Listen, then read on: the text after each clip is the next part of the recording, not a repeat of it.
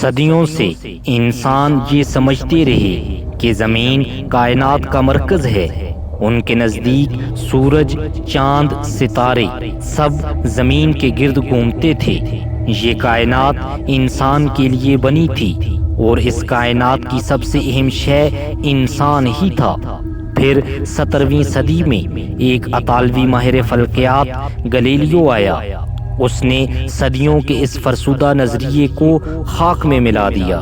Galileo نے کہا سورج زمین کے گرد نہیں بلکہ زمین سورج کے گرد گھومتی ہے، اور باقی سیارے جیسا کہ زہرہ بھی سورج کے گرد گھومتا ہے۔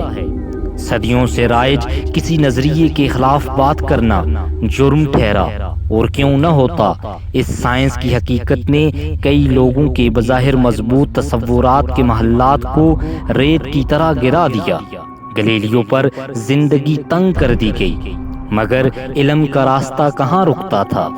ایک خیال جو جڑ پکڑ لے وہ اس طوفانی ریلے کی طرح ہوتا ہے جو راہ میں آئی ہر رکاوٹ کو خاک میں ملا دیتا ہے۔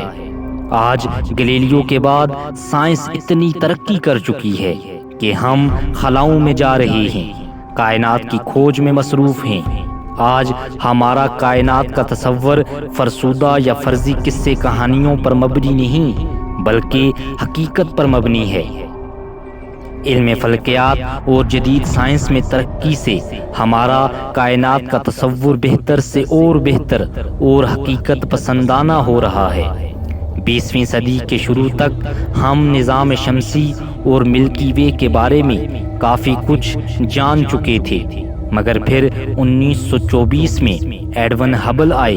انہوں نے مشاہدات کے ذریعے ثابت کیا کہ ہماری کہکشاں اس کائنات میں واحد کہکشاں نہیں بلکہ ہمارے علاوہ کئی اور کہکشائیں بھی موجود ہیں۔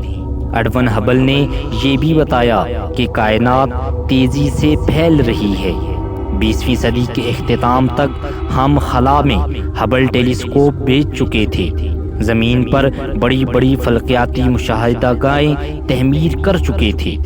ہم جان چکے تھے کہ کائنات کتنی وسیع ہے، یہاں اربوں کہکشائیں اور ان میں اربوں سے زیادہ ستارے موجود ہیں، مگر ہم یہ نہیں جان سکے کہ آیا دوسرے ستاروں کے گرد بھی ہمارے نظام شمسی جیسا کوئی سیاروں کا نظام موجود ہے۔ گو سائنس میں یہ خیال صدیوں سے چلا آ رہا تھا۔ نیوٹن سے لے کر دوسرے کئی سائنسدان گائے بگائے یہ خیال پیش کر چکے تھے کہ دوسرے ستاروں کے گرد بھی سیارے موجود ہوں گے، مگر اس کا ثبوت کوئی بھی نہیں دے سکتا تھا، اور وہ ہوتا بھی کیسے؟ کئی نوری سال دور کسی ستارے کے گرد معمولی سے سیارے کو کھوجنا کوئی آسان کام کہاں تھا؟ ستارے تو روشنی دیتے ہیں، سو نظر آتے ہیں، مگر سیارے وہ تو محض ستاروں کی روشنی کو منعکس کرتے ہیں۔ تو نوری سالوں کی مسافت پر موجود سیاروں کو ڈھونڈنا یہ کچھ ممکن نہیں لگتا تھا۔ پھر 90 کی دہائی آئی۔ سوئٹزرلینڈ کے 2 ماہر فلکیات کائنات میں بائنری ستاروں کے سسٹم کا مشاہدہ کر رہے تھے۔ بائنری ستارے وہ ستارے ہوتے ہیں جو ایک دوسرے کے گرد گھومتے ہیں۔ یہ سائنسدان ان ستاروں کے مدار اور گھومنے کی رفتار کے متعلق جان رہے تھے۔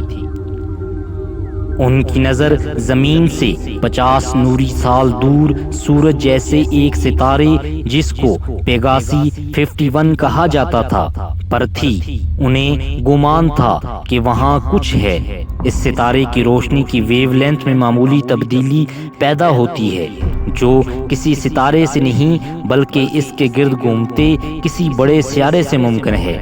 یہ سیارہ مشتری کے سائز کا ہو سکتا تھا۔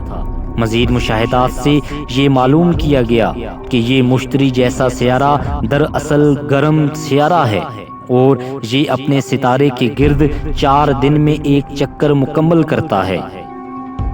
اس سیارے کو نام دیا گیا پیگاسی 51b کا۔ اس دریافت نے دوسری ستاروں کی دنیاؤں کو بھی ہمارے لیے آسان کر دیا۔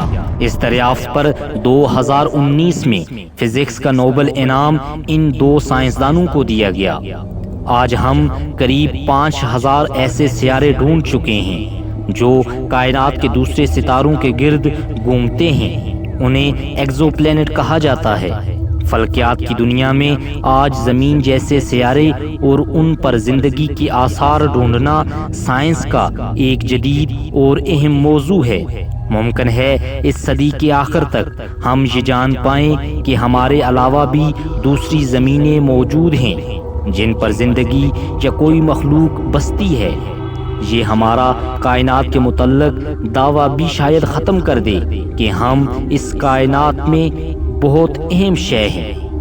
وہ کسی شاعر نے کیا خوب کہا ہے، ہم کے تنہا ہیں کائنات میں یا کائنات تنہا ہے ہم میں۔ دن کی بہترین ویڈیو دیکھنے کے لیے آپ ہمارے چینل کو سبسکرائب کریں۔ ہم روزانہ آپ کے لیے ایک نئے ٹاپک پر ایک نئی ویڈیو لاتے ہیں۔ امید کرتا ہوں آپ کو ہماری آج کی یہ ویڈیو پسند آئی ہوگی۔ اگر ویڈیو پسند آئی تو ویڈیو کو لائک، شیئر اور چینل کو سبسکرائب کریں۔ آپ نے اپنا قیمتی وقت نکال کر ہماری ویڈیو دیکھی، ہم آپ کا بہت شکریہ ادا کرتے ہیں۔